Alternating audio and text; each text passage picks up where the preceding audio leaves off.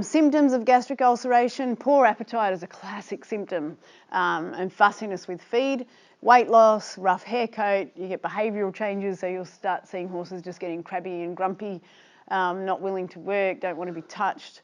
Another one that's interesting is frequent drinking while eating. So you'll see the horse, it'll eat a little bit and then it'll go and drink a little bit and then it'll come back and eat a little bit. And I think it's just that the cold water washes over the top part of the stomach and actually soothes their ulcers while they're eating. Poor performance, recurrent colic. In some horses, girthiness because it hurts when you tighten the girth up around the stomach area. Anemia may be present in severe cases because the ulcers will actually bleed, and they'll bleed so much that the horse will get anemic.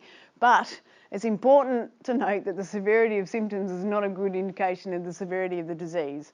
So I had I've got a friend working over in an endurance stable in Abu Dhabi who sent me all these photos of these horses scopes that have been taken in the last few weeks. But this horse had severe ulceration at the cardia. It was so severe that they actually thought it was a tumour, but then it responded to treatment and they went, oh no, it was actually just an ulcer.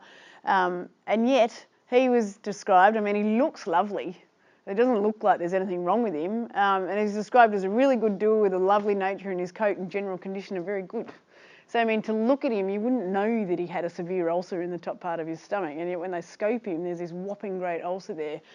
So he's obviously just a really stoic horse, and he doesn't show the signs of ulceration. This guy also had grade 4 ulcers, so extensive ulceration of the entire upper region of the stomach. Described as having a lovely nature, but he stresses easily, so possibly he's got such bad ulcers because he is a bit stressy.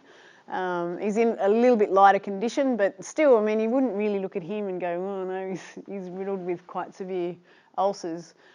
This horse, Tasha actually sent me a video of this horse. This thing will kill you if you go into a box with it. She looks like she's so grumpy, and I probably don't blame her. Bites. Apparently, if you stand at the stable door, it will turn around and double barrel the stable door. If you stand and the thing's open, it'll come out at you trying to bite you as well. So it's just a really lovely horse. But her condition and coat appear to be quite good. So her body condition and coat appear to be quite good. So, I mean, yes, probably her temperament is telling you that something's not right. But to look at her from a condition and coat condition perspective, you wouldn't know that she had ulcers. This guy, again, he's got grade 2 ulcers, and it was extensive, so a large part of his upper stomach was covered in ulcers. They weren't deep though, so they're classified as grade 2. He was described as being nice-natured, but he stresses easily and is difficult to keep weight on. So he's probably got a few signs. He's certainly got a lot more signs than the chestnut had of ulcers, and yet his ulceration is not nearly as severe as the chestnut guy.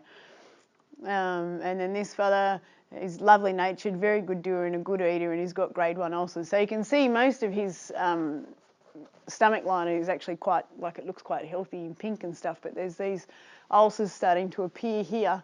And if they're left untreated, or that horse has continued to be worked on an empty stomach, or he's allowed to stress when he's not eating properly, they're going to get worse quite quickly if they're not dealt with. So you can't rely on a horse's appearance to tell you if it's got ulcers or not, and you certainly can't rely on their appearance and their behaviour to tell you how bad the ulceration might be.